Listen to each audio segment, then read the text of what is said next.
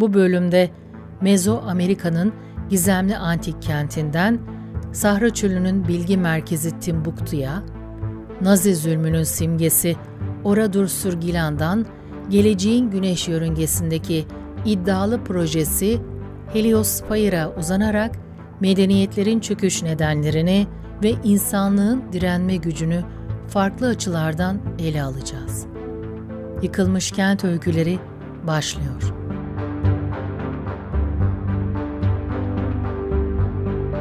Yıkılmış Kent Öyküleri bu kez Mezoamerika'nın sessiz çığlığını dinliyor. Tanrıların doğduğu kent, Teotihuacan. Güneş piramidinin heybetli gölgesinde bir zamanlar 200 bin insanın yaşadığı bu metropol, Amerika kıtasının en büyük ve en etkileyici antik kentlerinden biriydi. Peki bu planlı ve gelişmiş şehir neden aniden terk edildi ve taşları sessizliğe gömüldü? Teotihuacan'ın öyküsü, büyük medeniyetlerin çevresel değişimlere ve iç sorunlara karşı ne kadar kırılgan olabileceğini fısıldıyor. Milattan sonra 550 yılı civarında Teotihuacan'ın kalbinde yaşayan İskintlu, şehrin taşlarına tanrı figürlerini özenle işliyordu. Güneş piramidinin devasa basamaklarından yükselen duaların yankısı yavaş yavaş azalırken, rüzgarın getirdiği ince kum fısıltıları yaklaşan sessizliğin habercisi gibiydi. Bu sessizlik bir uygarlığın son nefesi mi diye düşünüyordu İtzkuntli, şehrin üzerindeki kara bulutları sezinleyerek. Teotihuacan yaklaşık 20 kilometrelik bir alana yayılmış, karmaşık bir şehir planlamasına sahipti. Geniş caddeler, etkileyici piramitler, tapınaklar ve renkli frekslerle süslü konutlar, bu medeniyetin ileri düzeydeki mimari ve sanatsal yeteneklerini gösteriyordu. Tarım kanalları verimli topraklarını besleyerek büyük bir nüfusu destekliyordu. Ancak doğanın dengesi bozulmaya başlamıştı. Uzun süren kuraklık su kaynaklarını kuruttu ve tarlaları verimsizleştirdi. Toprak susuz, insanlar umutsuz diye fısıldıyordu İtzkuntli, kuruyan su kanallarına bakarken. Besin kıtlığı ve artan iç çatışmalar şehrin sosyal yapısını derinden sarstı. Halk, verimsizleşen toprakları terk ederek farklı yönlere dağıldı. Bir zamanlar binlerce insanın dualarıyla yankılanan piramitlerin gölgesi, şimdi yalnızca terk edilmiş tapınakları aydınlatıyordu. Teotihuacan, yüzyıllar boyunca unutulduktan sonra Aztekler tarafından yeniden keşfedildi ve tanrıların doğduğu kent olarak adlandırıldı. Bugün UNESCO'nun Dünya Mirası listesinde yer alan bu antik kent, bize medeniyetin doğayla uyum içinde yaşamadığı takdirde en görkemli taşların bile sessizliğe gömüleceğini hatırlatıyor. Yıkılmış Kent Öyküleri, bilginin ateşle imtihanını anlatıyor. Sahra'nın altın şehri Timbuktu.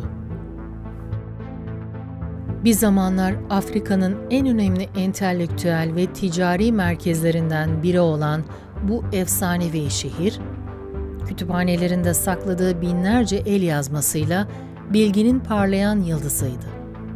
Peki bu eşsiz bilgi hazinesi neden ateşle sınandı ve altın şehri nasıl bir yıkıma sürükledi? Timbuktu'nun öyküsü, bilginin değerini ve onu koruma mücadelesini gözler önüne seriyor. 1591 yılında Timbuktu'nun saygın Sankore medresesinde değerli el yazmalarını korumakla görevli olan Amina, uzaktan gelen at nalları sesleriyle irkildi. Bir telaşla "Judar Paşa geliyor" diye bağıran birinin sesi yankılandı. Fas ordusu Sahra Çölü'nü aşarak bu altın şehre hem zenginlik hem de bilgi arayışıyla gelmişti. Timbuktu, İpek yolunun güneyindeki önemli bir kolu üzerinde yer alıyordu.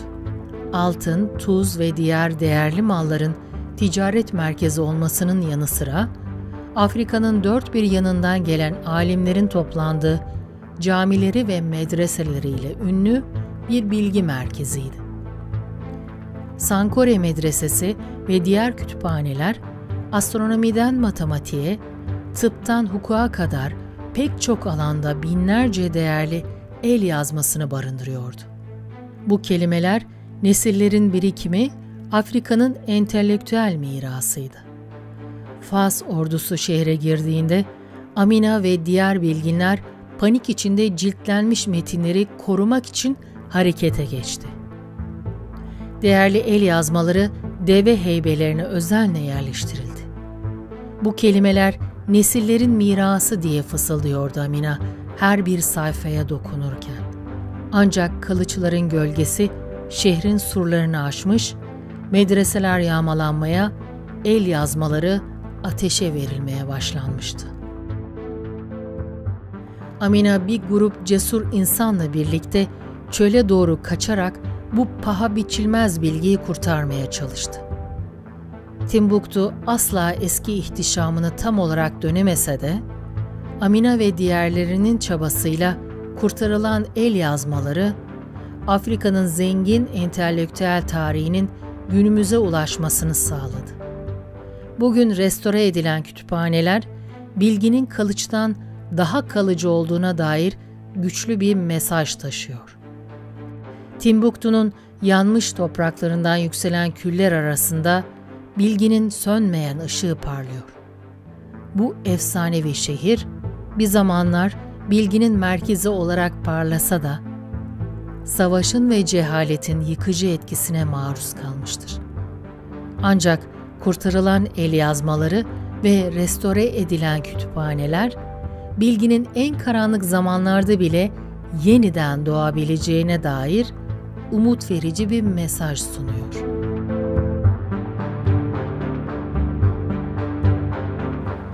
Yıkılmış kent öyküleri insanlığın en karanlık yüzünü sorguluyor. Nazi zulmünün kurbanı Oradour-sur-Glane.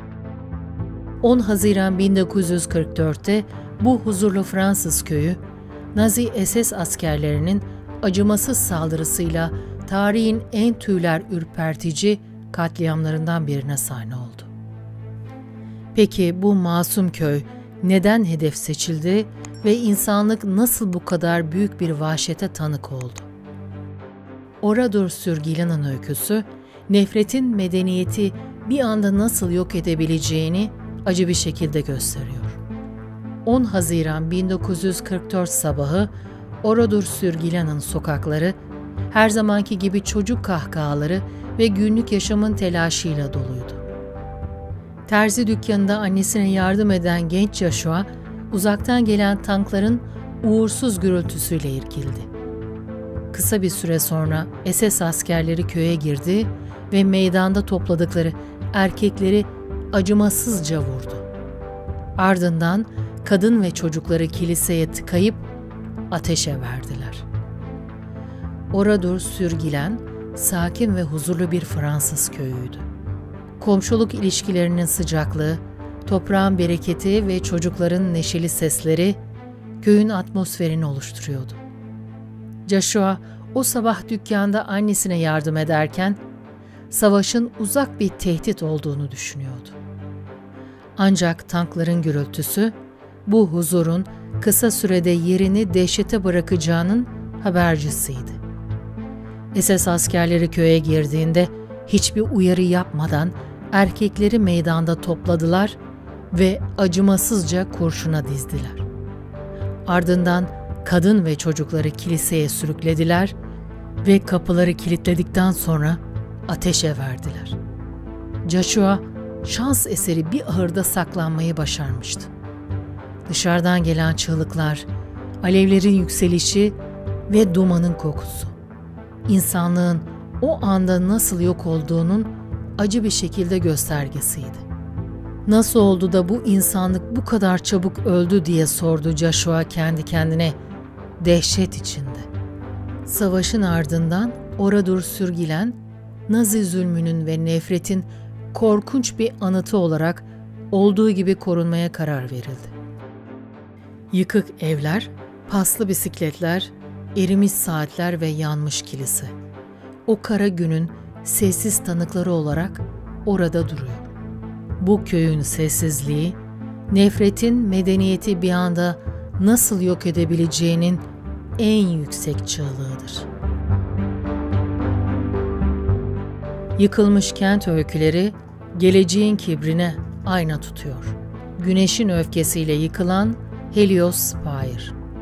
24. yüzyılın başlarında insanlığın enerji açlığını dindirmek amacıyla Merkür yörüngesine inşa edilen bu devasa yapı, sonsuz enerji vaadiyle bir mühendislik harikasıydı. Peki bu iddialı proje neden Güneş'in amansız gücüne yenik düştü? Helios Spire'ın öyküsü, insanın doğayı kontrol etme arzusundaki kibrini ve evrenin yasalarına meydan okumanın sonuçlarını gözler önüne seriyor. 2305 yılı.